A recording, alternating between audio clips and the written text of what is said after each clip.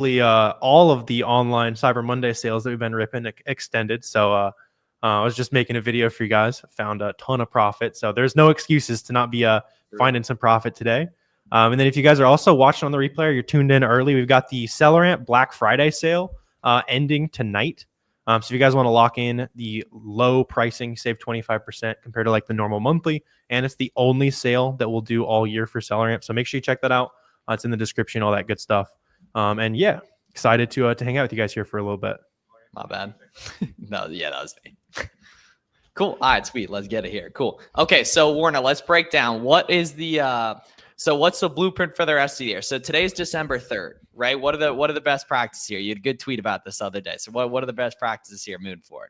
Yeah. I mean, right now it's should be peak in demand on a lot of y'all's products right now. It won't be quite at peak until December 10 to 15. So right now, fantastic time to check anything you're already selling and see if you can raise prices. You're expected to sell out in the next week or two. You don't want to sell out in the next week or two. You want to sell out in the peak of the season, like December 15th or so, like right there, right? You'll be able to make a ton more profit if you can do that.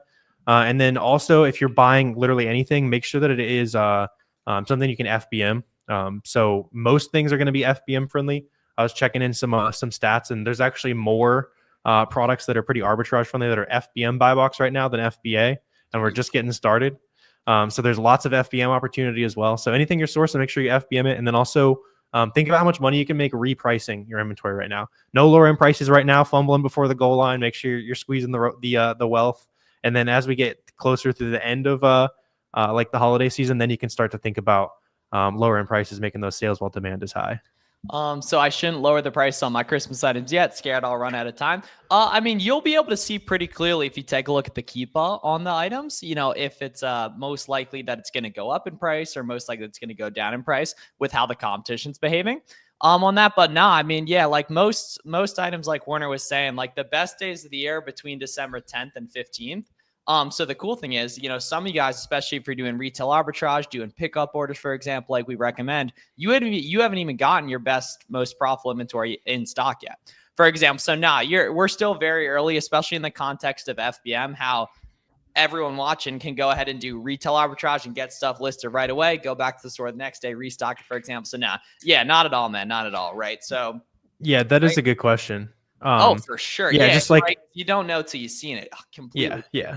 If you're trying to figure out, just like looking at the raw data of it, see if the seller count is already decreasing on your item or if the sales rank is lower than it was last year this time. Those are two great telltale signs that the price is going to keep spiking up. I mean, maybe you look at it and the seller count's way higher, it sells slower than it did last Christmas, then yeah, maybe think about making the sale a little bit sooner than something that kind of has a reason to spike soon. Yep. Do you guys ever ship heavy items? What's the heaviest item you sold? I've sold a 148.5 pound pool back in the day. Yeah, I think the pools are the heaviest stuff I've done too. Yeah, the vast majority of stuff though is like sub $2. Like shoes really being some of the most heaviest I've done, at least in terms like a good portion of sales there. Oh yeah.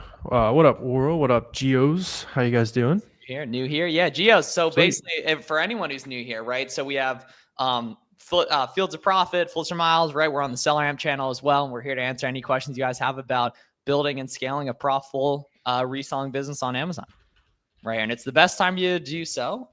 Even if you feel like you don't have much time left in the year, you have like 3 weeks of the market being the highest it is all year. And if you start now, that's going to set you up as much as possible to be fully prepared for next year. More importantly, because then you'll be ready to rock and roll and have gone through a little bit of the super easy time, for example, here too.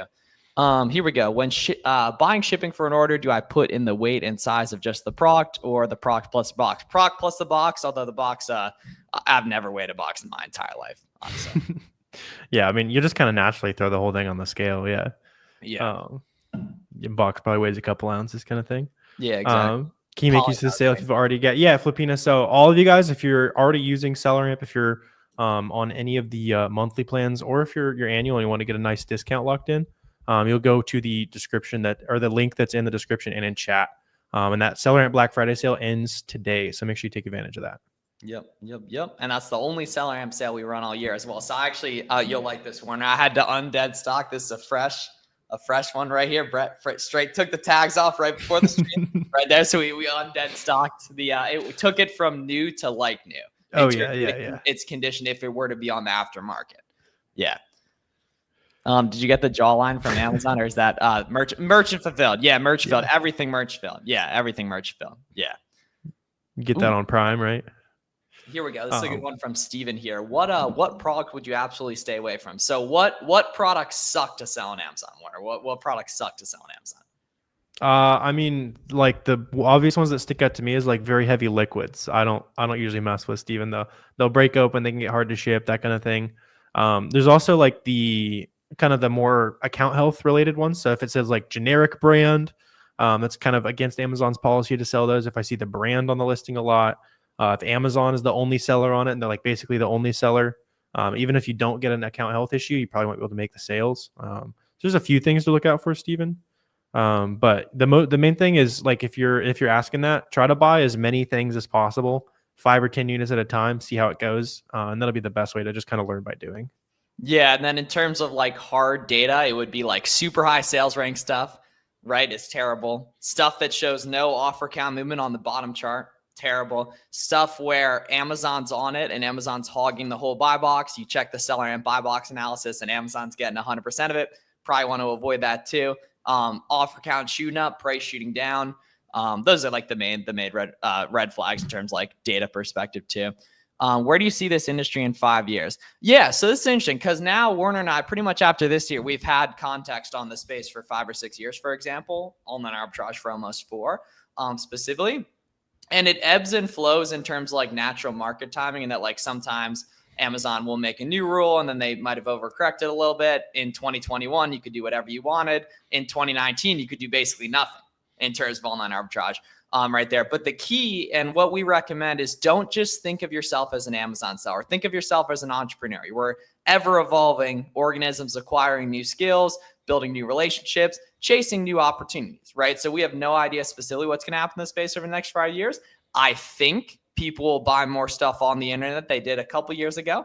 So in terms of like natural market trends, that's bullish, but I'm way more bullish on building good individual skills for myself and, for you guys, for example, and that's gonna positively benefit you regardless of what happens specifically with the Amazon industry.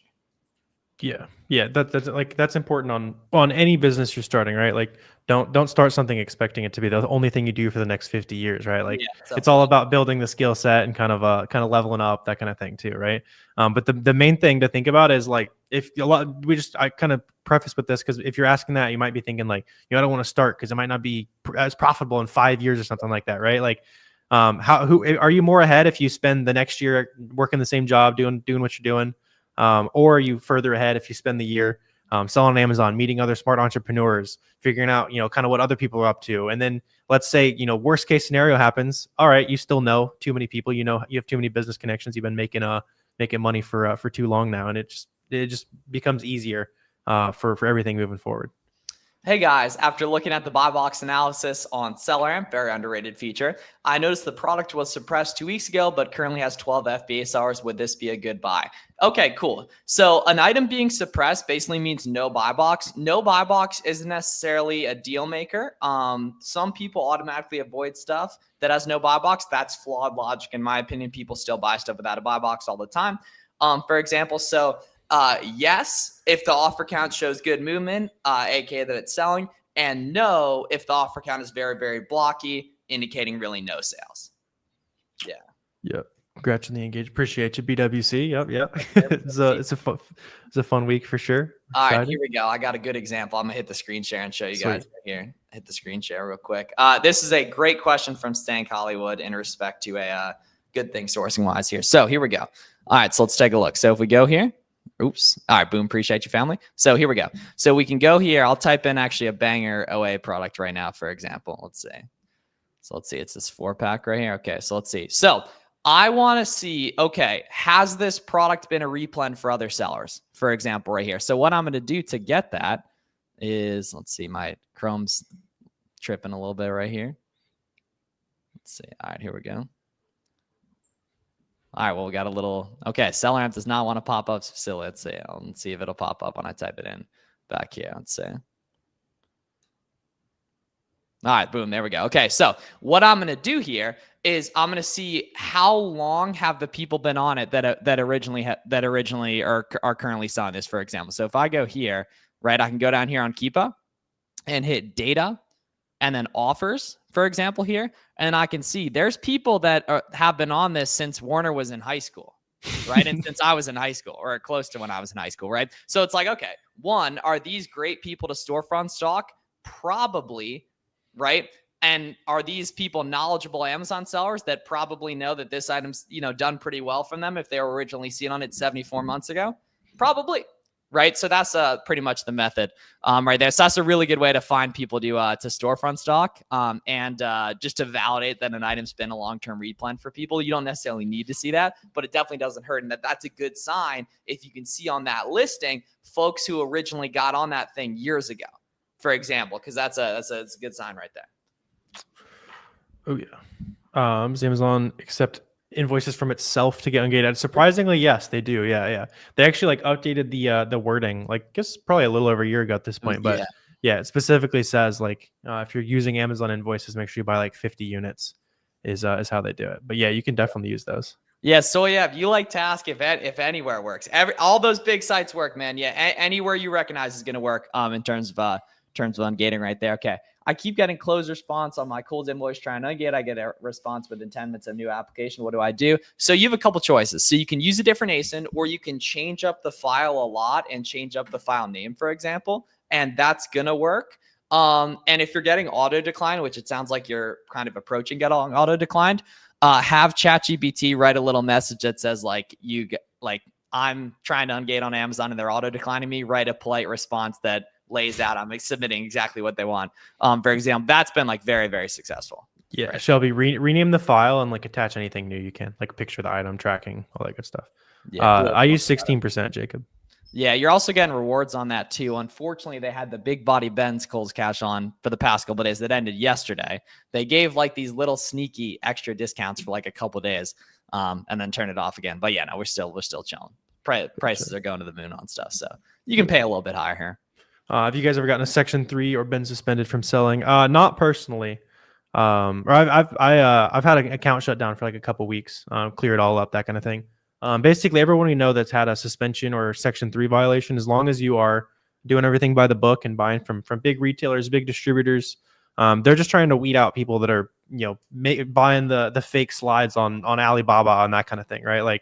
As long as you're buying stuff that's by the book, you can always go ahead and appeal that. And it's honestly it's a good thing that they rolled a lot of those out, because we talk about this pretty often. But a couple Christmases ago, there was not the Section 3 or any of those reviews, and a bunch of the listings got flooded with fakes, and basically legit sellers just couldn't compete because it was a bunch of just fake stuff. So yeah, you want that to be a thing, but it is something to deal with if it pops up. Shout out to Lorenzo here. Hey, I'm starting FBA. Can you give me some sourcing tips? Yeah. So that's really the biggest thing is, can you find profitable products or not, right?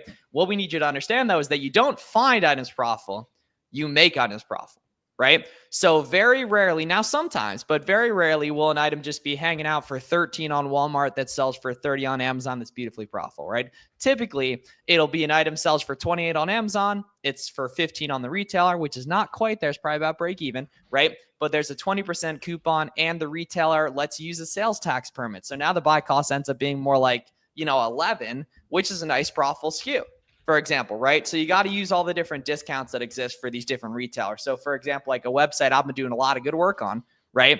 Right now, they have big markdowns. It's about 60% off most things.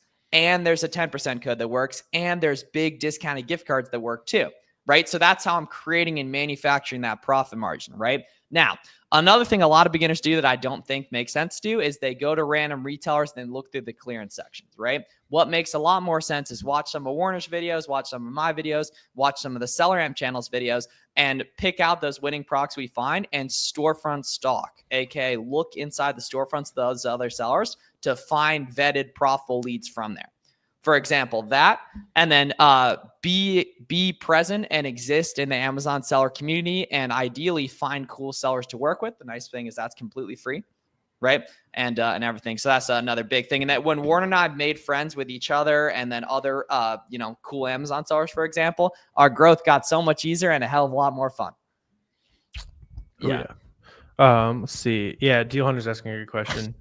Figure out which variation sells more than the other on Keepa. Yeah, we can. Let me show you a quick Cool. demo. Yeah, this is on very, that. very important too. Yeah, because this is one of the most under.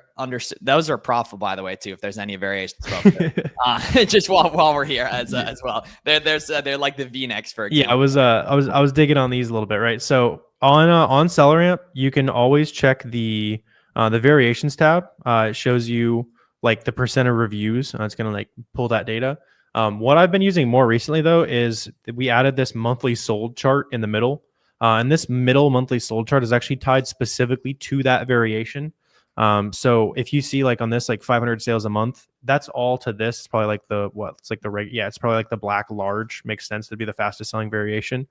That also shows it's way more than 500 sales a month because this size alone is 500 monthly sold. And then you can also look down here on the variations reviews, and that's roughly going to correlate to how fast it's selling. But you can see sometimes there's not quite enough data to like really, there's only 10 reviews recently, basically. So it could be kind of an outlier kind of thing. This is way more reliable for figuring out variations, though, basically like that middle monthly sold chart. And then also look at the new offer count. So you can see like on this is going up pretty quick. It's also dropped really quick. So like, let me see. From the 27th, there was 83 sellers on it, and then 2 days later, like 15 people had sold out. Basically, that's another massive indicator that this listing is definitely moving. And if you look at like a slower selling variation, like a bet like or like the small B, not quite as good. Or is that what we were already on? Let me see, like Excel. Let's see. Yeah, so like this, for example. So you can see the XL a little bit slower than that one we were starting at. You can see this is like 100 sales a month on this specific variation. So definitely just take advantage of that middle chart there, and you'll be in good shape. That's a very good point too. What's the 1 to 2 rule you mentioned in an old video? Yeah, so the 1 to 2 rule is basically, it's not like completely foolproof, but typically for an item to be profitable after all the shipping fees, etc., you need to buy it for half of what you can sell it for or less. Right. So like 15 to 30, 20 into 40, ideally lower, for example, but that's the typical cost of goods. Yeah. That'll be nice and profitable right there. You can go a little under that at higher price points too. Also true. Yeah. For 90, a lot of times like 155, 160, you'll be 30 ROI. Yep. And that's why using SellerAmp is so important. So you don't have to calculate the fees yourself. You let SellerAmp do the heavy lifting. Right there too. I just joined both YouTube channels. I'd like to know if there's a video on channels explaining how to use both SellerAmp and Boxem at a slower pace. Absolutely. So if you search Boxem on YouTube or SellerAmp on YouTube, you'll find both of our beautiful faces with fancy. I'm probably going like thumbnail right there. So did you just hit the thumbnail face on the live stream? Never. That's first before that might be a first. Dude, never before seen. Yeah, literally never before seen right there. Yeah, we'll get a little thumbnail photo shoot going. Yeah, that's like low-key not a bad way to do it. Does SellerAmp track other costs like tape, boxes, polymailers? And for someone who's never used Google Sheets, how do you recommend learning how to use it? Yeah, so SellerAmp's going to take that into account because we just recommend adding that into your shipping cost, your inbound shipping cost, or your FBM cost, right there. And then for someone who's never used Google Sheets, how do you recommend using it? That's the only thing that was helpful that I learned in college. There's definitely some good YouTube tutorials on that. I would just recommend search like Google Sheets 101, how to use Google Sheets, something like that on YouTube. Spend 30 minutes, watch them at 2x speed or something like that, and you'll be caught up to speed pretty quick. That's one of the most helpful things you can do that's going to translate into lots of different avenues of business your whole life. Yeah, like for example, if you're trying to figure out how to use it, like this is a spreadsheet you need to be making on the fly. So like you can link your SellerAmp with whatever Google Sheet you want. So like a holiday, or I like making one for products that are like almost good when I looked at it. Maybe you mark like what sale you needed, kind of where you found it, that kind of thing. And it's super useful when either the sale you were looking at just wasn't quite good enough, or you want to come back later when you're just kind of running low on product ideas and you're like, oh yeah, I remember that product was like kind of almost good. Let me look at some similar opportunity. Oh, if there's a sale on it now that wasn't there when I was looking at it originally. So it's a really good way to like not waste any effort for like holidays and stuff that just wasn't quite good when you were looking at it. Yep. Should I make sure I'm profitable for the current 30 or 90 day to prepare for worst case scenario? Just honestly at this point, man, just focus on the past like week or two. Because there's so many good temporary markets right now. And especially because, right now is a lot of FBM. In January, though, it'll be a lot of FBA, and you got to make sure you're largely profitable for at least the 30-day view. Yeah, that is a good thought though. If you're looking at something like, I try to have a 25 ROI at the 90 average if you're trying to get like really technical with it. Super A cool very guy. good But way to think right about now it's kind of arbitrary right now because prices on everything are going up basically. ChatGPT helps me daily with my Google Sheets and edits them. Yeah. That's Oh, fire. dude, Yeah, I that's didn't even fire. think of that, but I can't believe it can edit the Google Sheets. That's incredible, man. Yeah. Yeah, Don't I've be definitely sleeping had on it give me some formulas and stuff like that. Oh, Yeah, formulas. yeah. Okay, that makes sense. Because you can say like, hey, I want a formula that compares this to this, and it's in column Mhm. here, and it's just like, there you go. Gotcha. Okay. Yeah. Cool. So much harder in Q4 for me, at least. Interesting. What's harder? Yeah, What do you- shouldn't be. Yeah, Yeah. there's way more customers and way more sales. So Yeah. I mean, both sides of the business get easier. But let us know if there's anything specific we can help you out with. Do you guys find success buying things overseas from Canada to US and vice versa? Some people do a lot of that. I just don't like getting kind of like the government involved, like complications, tariffs. I'm not really educated on in there. I don't know if that's kind of the thing for that, but like I haven't done any of that. I was on Zoom a couple years ago with the dude who was crushing and importing from Europe, for example. But yeah, not super familiar with it. Yeah. Yeah, I've imported some stuff from Australia, but there's not really anything Like involved there. It's pretty kangaroos easy. or what else? Yeah. You get some kangaroos, some koalas. Yeah. We're getting what other fruits? What other illegal things? Yeah, so we'll actually create them and let you download. Oh, that's gangster, bro. Yeah, that's game right there, Tyler. Yeah. Beginner, why is it more FBM profitable now than other times? What are main things that determined FBM versus FBA? Yeah, so the key with FBM is that you can restock it a lot quicker and just like get proof of concept on an item a lot quicker, and you don't have to buy as many, right? Now, FBM isn't as viable other times of the year, but it's very viable right now because there's such a demand spike and a lot of product hasn't had time to check into FBA, right? So you can just sell stuff a lot quicker. In terms of like right now, just FBM everything. In terms of the other like 10 months of the year besides November and December, just look on the listing if other people are getting sales FBM. That's going to be the big thing. Yeah. Potentially footy. I mean, good thing there's a couple thousand other good brands to sell. If you're not eligible, good question. Receiving, you're gonna get this a lot. Your offer is not eligible to be featured offered from Amazon. Do I necessarily have to lower my price? Absolutely not. That just means that listing doesn't currently have a buy box, which is not a bad thing whatsoever. Yeah. Amazon, one thing you got to remember is Amazon wants you to make sales and sell things as cheap as possible. A lot of the things kind of take it with a grain of salt because you obviously want profit. And there was also, I was pulling up a quick example. If you're trying to figure out like what to FBM, which is a great thing to do this time of year, on this listing we were looking at earlier, all you need to do to figure out if you can be the one to just kind of list it, as soon as it shows up, you ship it directly to a customer when it sells.